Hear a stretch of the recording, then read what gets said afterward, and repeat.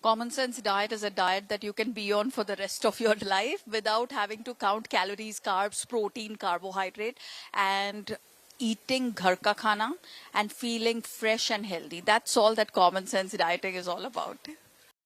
This book really is about going back to basics, about eating food which is sourced from farms around the region that you live in.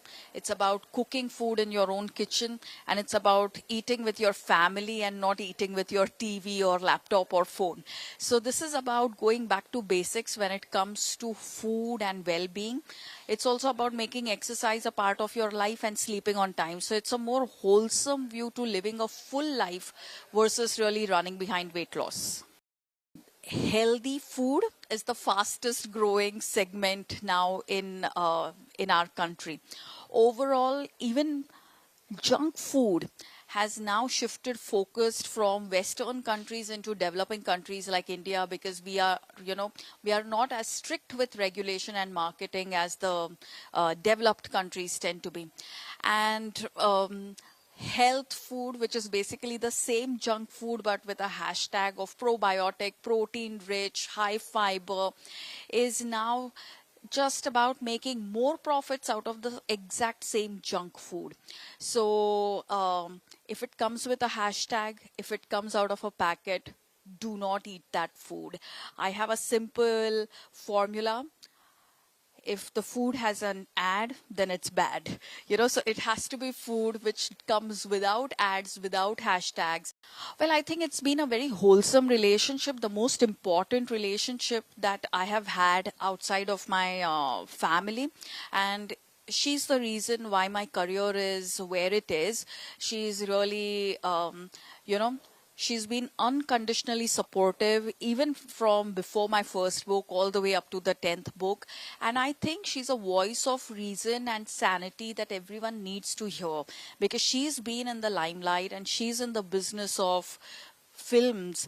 And if she can eat local, seasonal, traditional, if she can eat ghar ka khana, if she can be sensible with her lifestyle and exercise, then I think it sends across a strong message to the masses that you don't need to buy expensive food, you don't need to be on punishing exercise regimens, you don't need to be cool by not sleeping in the night. You can do very sensible things and stay in good shape for endless time to come. She's eating roti, sabzi, dal, chawal, khichdi, kadhi. She's eating food which has a name in her local language. So, and she's eating food which is in season, and she's eating food that she's cooking in her own kitchen. I think that's really the formula that it's always like this. The secret is that there is no secret. She's eating food that your dadi nani will be happy if you ate that food. So she's eating food that is endorsed by our dadis and nanis and endorsed by the collective wisdom of Indian women. And that's exactly how she's staying in good shape. One of the reasons why she's looking like the way she looks in her 40s is because she's been eating sensibly right from the time that she's in her 20s. A lot of us forget that looking good in 40s is also about eating right in 20s and 30s. If you start eating right only in 40s, it's not a bad time to start, but then you need to give yourself a little longer. You need to give yourself the next 5 to 10 years to look as good as you would like to look. Otherwise, she's been looking like this for 20 years. It's about 20 years of eating in a certain way. So if you start today, you should give yourself at least 2 years to look like that. See, the thing is that when it comes to working with actors, looking a certain way also becomes an occupational challenge for them, or an occupational hazard.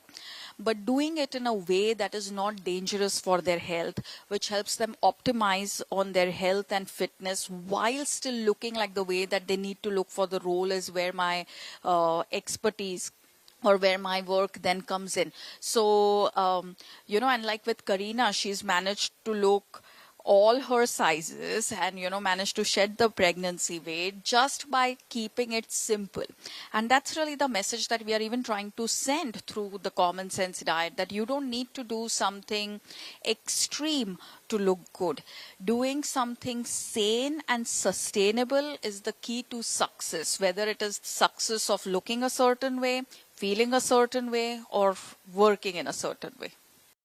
Well, I don't know, what every person is doing, but what I know for sure is that, people who love what they do have a responsibility of eating in a certain way that allows them to continue doing the work that they're doing. You don't want to do anything so extreme that you're exhausted to do the work that you would love to do.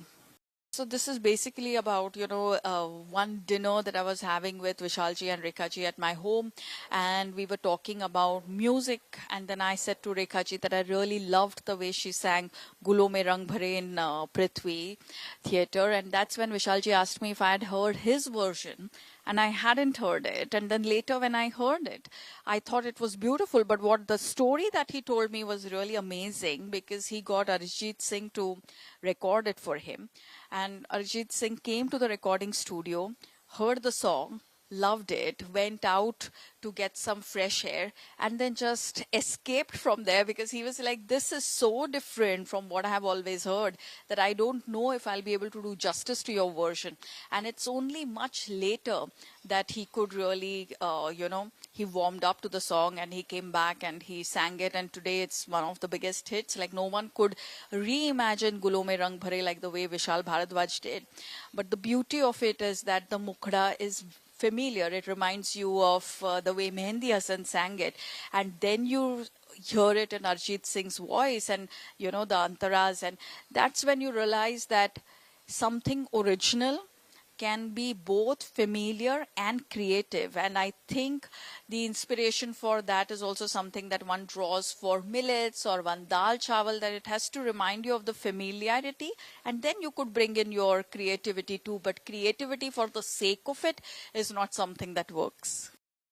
Here's the thing, that a lot of times people feel that maybe people from different professions need to eat in a different way, but the fact is that human physiology works the exact same way, whether you're a producer or whether you are an actor or whether you're a student or a banker. Physiology is not kinder to one person and harsher to another person. So irrespective of our professions, if we are, committed to keeping it sensible and practical for ourselves in terms of food, and we remove negligence towards the self in our pursuit of our careers, then I think we will be in good shape. Safe way of eating meat is basically, Saif has this formula that when he is traveling abroad, he will eat meat, and when he is home, he prefers more vegetarian khana like the loki and parval and dudhi and stuff, because he doesn't get these kind of vegetables when he's traveling. So it's also about optimizing your food and ensuring that there is adequate diversity in your diet versus really choosing foods in purely in terms of nutrients.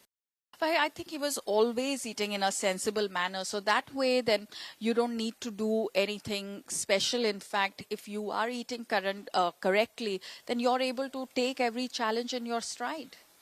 It's not just Indians. I think it's any country which has been a former colony, because that's the kind of impression that it leaves behind. And a lot of times we think food is just protein, carbohydrate, fat, but it's also about history, politics, our socio-cultural fabric. So eating imported stuff is always going to hold a certain amount of charm. But now I think India is coming into its own confidence, and people are looking at ghar ka khana as food which will keep them healthy and fit. And this is also about celebrating the diversity of our cuisines and honoring the heritage of, of Indian women and the work that they have done in their kitchens. My diet is regular Marathi diet, pori bhaji, varan bhat, pohe, upma. That's the stuff that I eat, and that is exactly the stuff that I feed anyone who comes home to. I think eat the diet that your grandmother approves of, eat the diet that has a name in your local language or the language that, the regional language in the area that you currently live in. Learn to cook because it's a skill which will help enhance the nutrients of your food and also the satiety.